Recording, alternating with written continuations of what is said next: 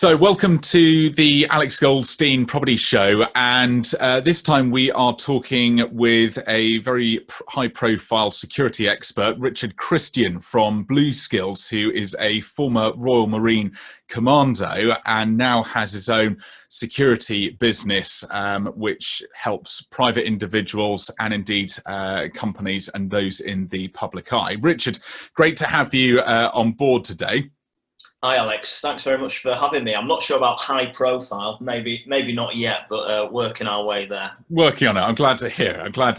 But it's very much a hot topic at the moment, and I think there is an increasing mindfulness out there in the public domain of personal security, and certainly when it comes to banking and finances, and it just seems to be in the media more and more. And certainly when you integrate that into the property sector, I certainly from what I see in my role, and I dare say it'd be very interesting to hear your thoughts when we overlap it from your perspective, that I think there are a number of shortcomings or areas that people just don't think about when it comes to property. I mean, what's quite interesting at the moment, given the lockdown and the way that technology's come about, is the whole sort of virtual tour, and you can now look in online and have a viewing round a property. But I think there are risks involved with that. But what's your take on it all?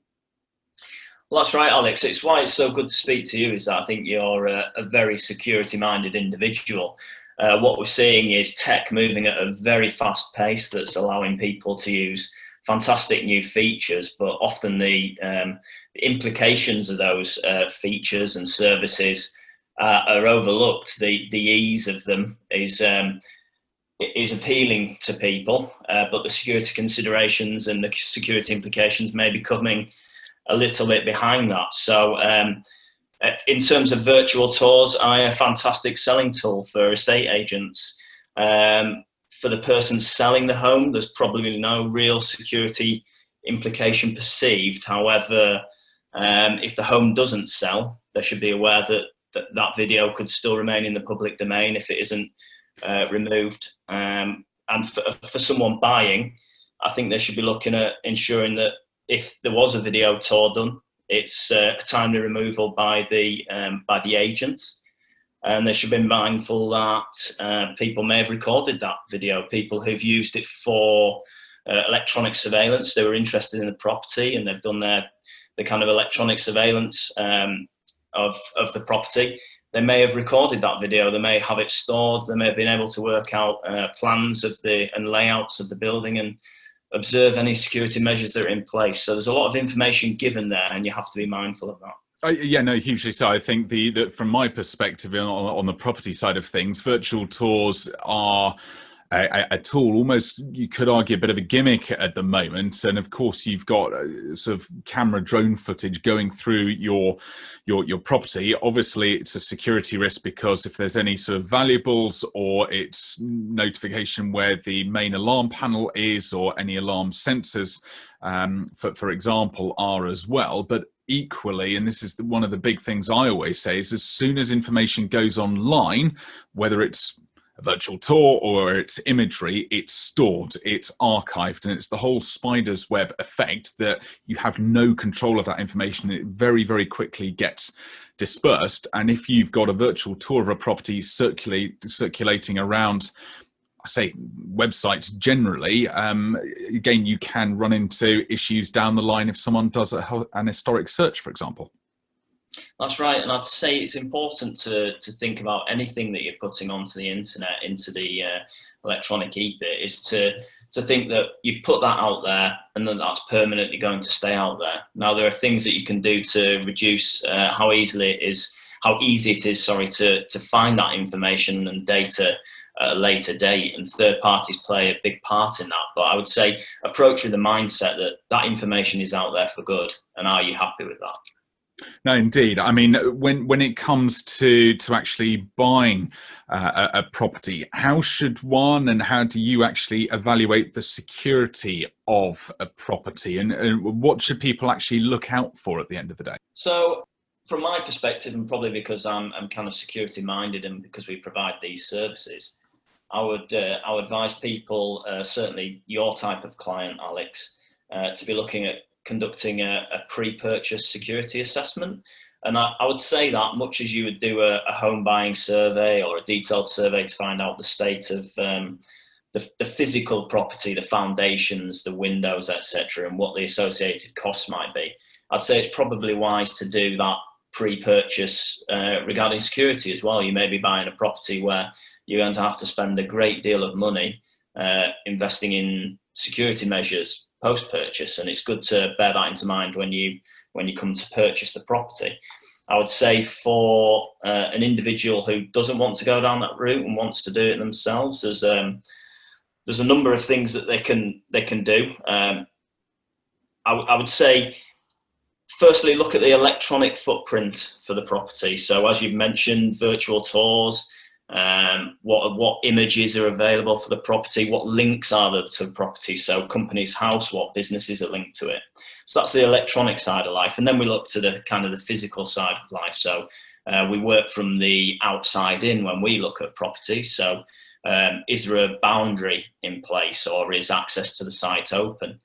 Are the gates to the property to restrict vehicle access? So access control is one of the key phases. Then we work through towards the outside of the property, looking at any other measures there. So a layered security approach.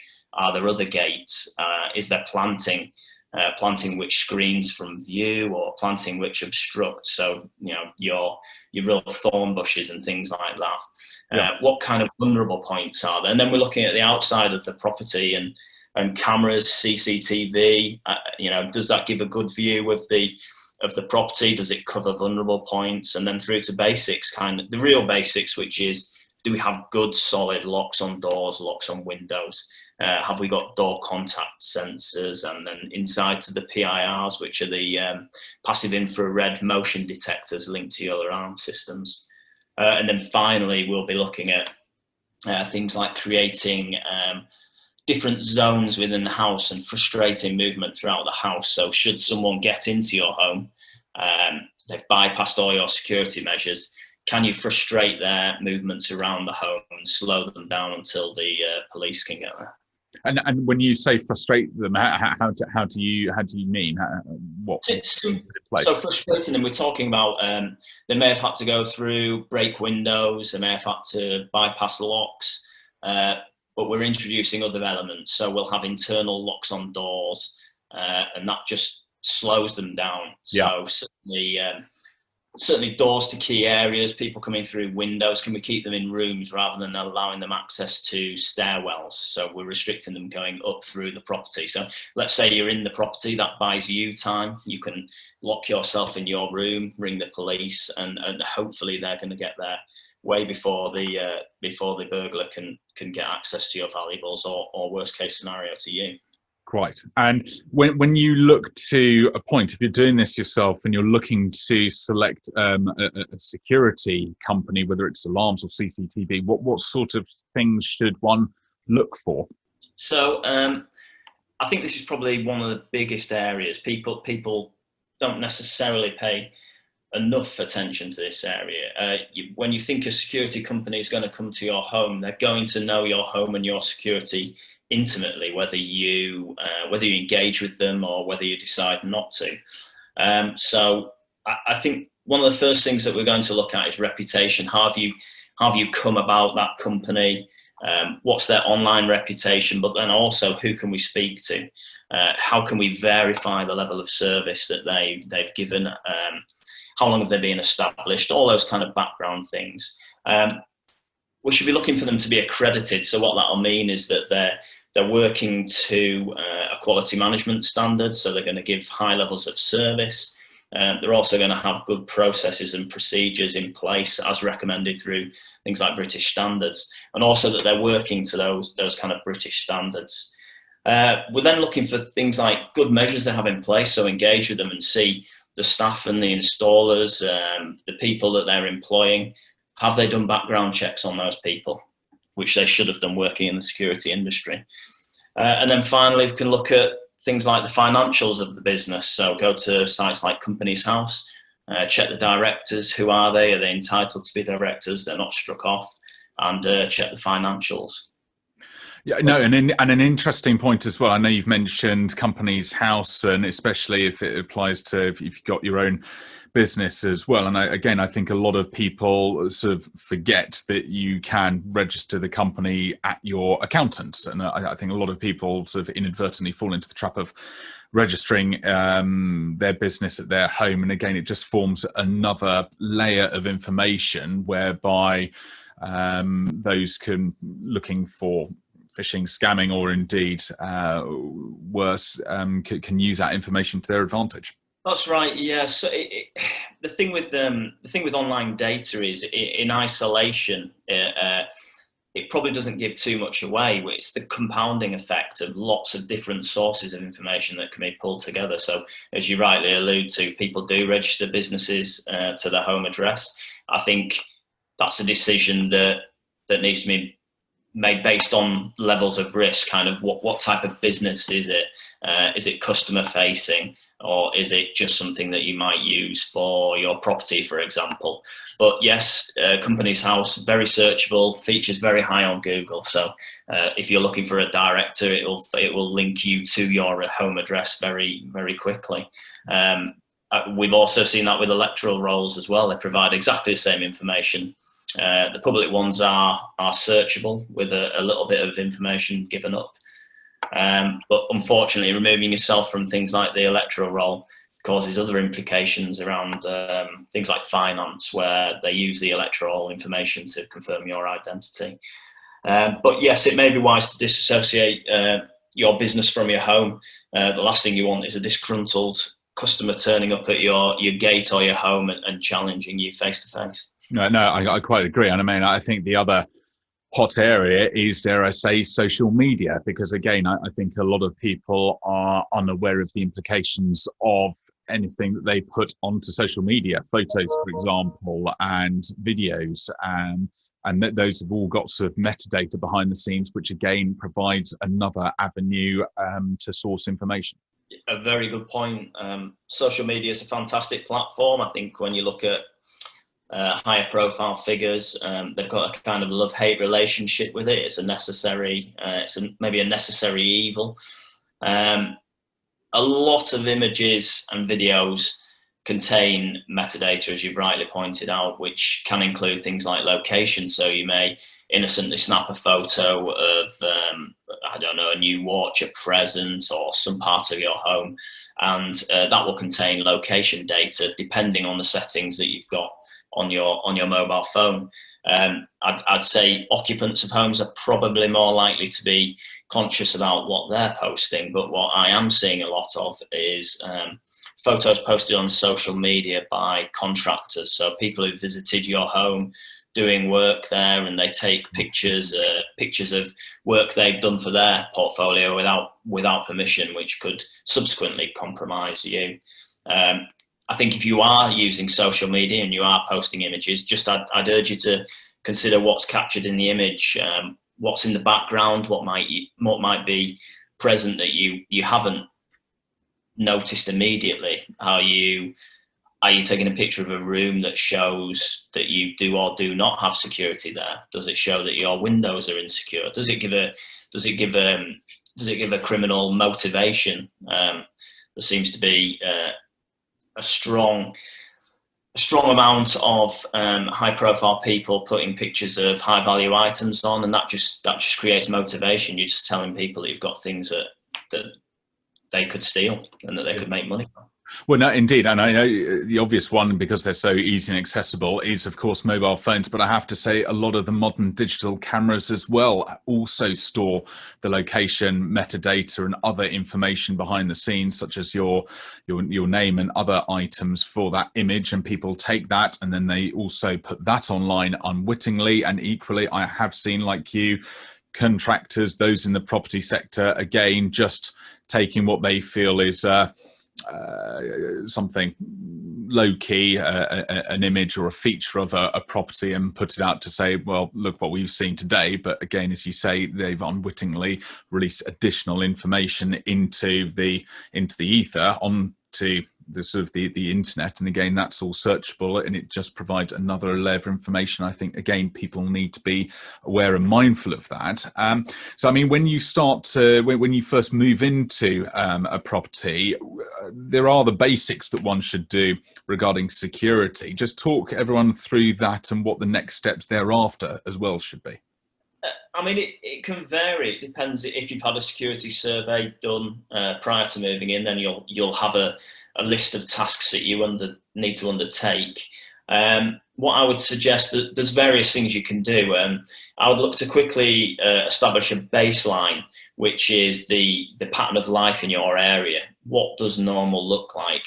You're new to that area, so you don't really understand what's going on, and by tuning into the environment, you'll be able to quickly establish what normal looks like. So anything suspicious or out of place will be flagged to you. So people often forget that crime isn't just the action happening. Someone doesn't just break into a house. Usually there's a period before that, the target selection, and then also the surveillance phase, where people will, no matter how short, people will spend a period of time surveilling your home prior to break-in to make sure you're not there, to see what security is in place, and to see how they're going to undertake the crime. So establishing that baseline will give you a chance of spotting suspicious things early. I would say one that people often don't do is changing the locks to your home. Very, very simple. Not high cost, but when you buy a home, how do you know that you have all the keys to that house? It's not necessarily like a car where there's a finite number of keys and you can track them. Neighbours may have keys. Estate agents may still retain some keys. It's hard to know where those keys are, so simply changing your locks gives you control, and putting very good locks on is a great start. Changing alarm codes or gate access codes and things like that. People, contractors, you don't know who's got access to those, so that's a great place to start. Yeah. And then I'd say ensuring the basics are in place. So have you got locks on your windows? Have you got restrictors for downstairs windows to limit how much the windows can open? Are your door locks to the high standard?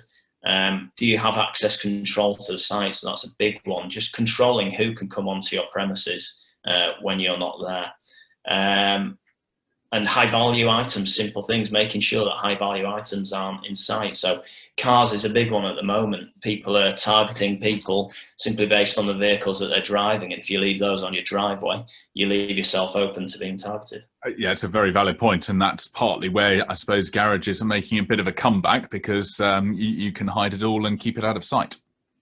Garages are a very useful tool. Exactly that. And when you, I know you talked about external people coming on site. I mean, when you say, for example, have contractors in, whether it's for security means or it's the builders or whoever it's going to be, what measures should you think about or put in place? I think it's very interesting when you think of your home. It's maybe quite a secure environment, simply because people don't really know a great deal about it. It's hard to get a lot of information. A lot of the stuff we're talking about is just building up that information picture. Anytime you have contractors into your home, you expose more information, more than would be openly available.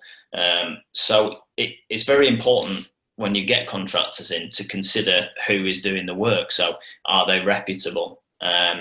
Do they have good policy and procedure in place? Are they vetting and screening the people who are working for them?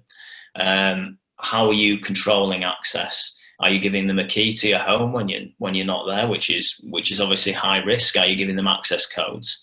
Are you supervising them while they're there? And we'd strongly recommend that you restrict access in your home, allow them to only work in the areas that's necessary, and that you supervise them, you monitor what they're up to. High value items, make sure that they're not on display. Temptation can get the better of people. And also things like recording who's attended the site. So you get the company in, they just have to do a simple sign in with their names and their dates, so that you can trace back should an event happen and supply to the police names and addresses of people who've been to your property, so they can eliminate them.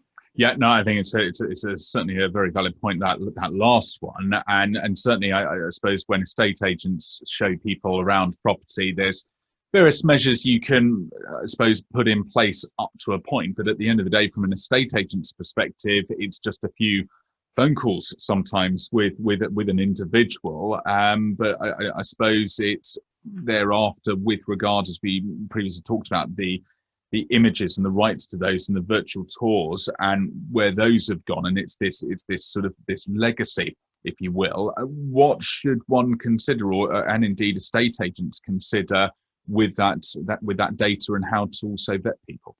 Estate agents play a huge part in safety and security, and I guess when people are selling a home, they're probably less concerned. It's probably people buying a home that are inheriting any potential problems or information control from there. I'd say when you're engaging with an estate agent, you should be looking for someone who's aware. So when you speak to them and you speak about how they're going to promote the property, that you should also ask how they're going to control that information. What's their process for removing that information? So we do when we do security assessments and surveys, we're doing an online trawl, and regularly we'll find legacy images on third-party websites. So not the estate agents directly necessarily, but the third-party websites that's still left on there. And so we'll, on our client's behalf, we'll speak with them and we'll get them to remove those images and that legacy data. From a estate agent point of view, they, as I mentioned, they've got a big part to play, and I think there's a lot that they can do. You should be asking them what their policy and procedures are. And I know you're very swept up with this, Alex, but that qualifying leads is a huge one for me, especially when you move to the higher end stuff. And there was a great piece of research done by a company called Perpetuity Research, and one of the offenders that was interviewed in there, a convicted burglar, he was quite candid about how he would visit high end properties that were for sale on the market, pretend to be interested in purchasing, and then go back months later and burgle them. So that qualifying those leads, confirming the identity of the people who are going to visit the property, credit checks. I mean, it's in their interest as well. Why waste time with people who can't and won't buy the property, as well as put your client or the new purchaser at risk? Indeed, and it's a very, very fine balance, because sometimes, certainly with the higher end properties, people, as you've just said, you should be private and restricting what information you give. You fall into GDPR, which most of the agents fully comply with as well. And again, it's just striking that balance. But I think it's very much an evolving frontier. And a lot of agents, as indeed myself, can sign up to all the various governing bodies, and there's ways and means to go about these things. But I have to say, I always play on this. It comes back to experience at the end of the day. There's a sort of a sixth sense as an agent when you're speaking with someone, and just how they're answering or not answering sometimes relevant questions, or are they forthcoming with information, you can instantly tell. And I have to say, it's becoming more and more at the front of agents' minds that if you're not quite getting the right answer or not quite that right feel, then you put a stop on proceedings and you don't allow people around. Equally, just going back momentarily to the virtual tour side of things, agents are now sort of not necessarily putting those on the websites, but they're using that as a tool, so that if a buyer is mindful of the virus situation, or they're at the other end of the country or abroad, they can view it online via a shared computer screen, if you will, with the estate agent. And again, that helps retain that element of control, which I think more and more agents are aware of. That's right. And I know from speaking to you as well, you're seeing a great increase in people wanting to sell our homes kind of off the market, out of the public eye completely. And that's right. I thoroughly understand why people would want to do that, especially when you get to the higher levels. I know it's not necessarily pertinent to the general market, but I know with bigger, more expensive homes, I can understand that people really want to maintain privacy of that home. No, very much so. And in some circumstances, because it's a rare or a more unusual property, you can apply a bit more of a premium for that, and it's offering the exclusive. So it's almost a win-win situation. By trying to sell something off market, you can get a higher value, but equally, as you said, not everyone wants their property and their name all in emblazoned lights. And again, it's just having that insight and a sensible judgment call on it all. But Richard, it's been really useful to talk everything through with you. If people want to get in touch and talk through their security measures and go through things in a bit more detail, what's the best way to get in touch with you?